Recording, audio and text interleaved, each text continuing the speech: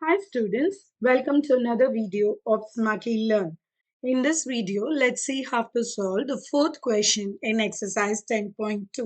Prove that the tangents drawn at the ends of a diameter of a circle are parallel.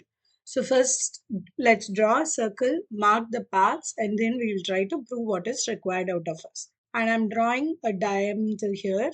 So I'm marking this particular point as center. This is B and this point is A. I'm drawing two tangents parallel to each other like this to look at, but that's what we're going to actually prove. So we're drawing a circle. I'm drawing two tangents parallel to each other like this to look at, but that's what we're going to actually prove. And I'm drawing a diameter here. So let's mark the points. I'm marking this as P, this particular point as A, and this as Q. The center of the circle is marked as O. Here this is X, B, and this particular point is Y. So anytime we need to prove, we need to write the given to prove and prove. So let's start with the given. The given is AOB is actually a diameter. So AOB is the diameter of this particular circle. So we are marking that. Then PQ is a tangent at A. PQ is going to be a tangent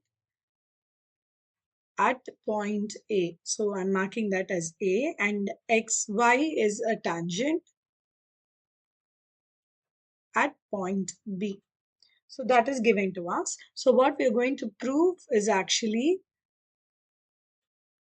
going to be PQ is parallel to XY. That is what we need to prove. So let's start writing out the proof. So in the proof, the first statement that we are going to write is OA is going to be perpendicular to PQ.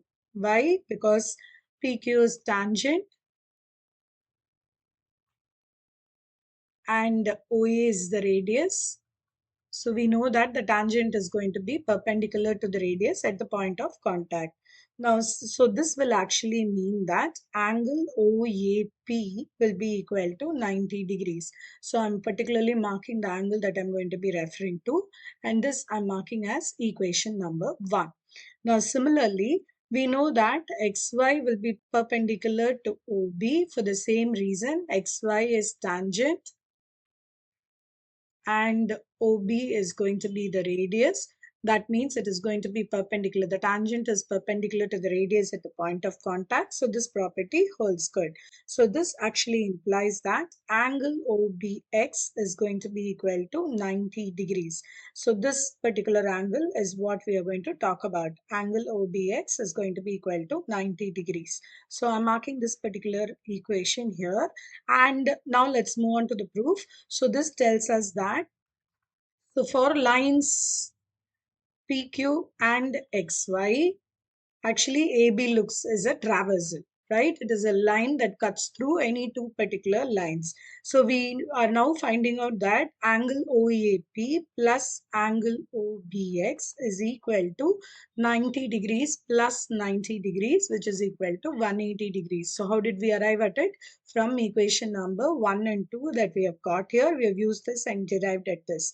So this implies that PQ will be parallel to XY. Why? Because co-interior angles are supplementary when it is parallel lines. So that is what we have seen. So co-interior angles are supplementary.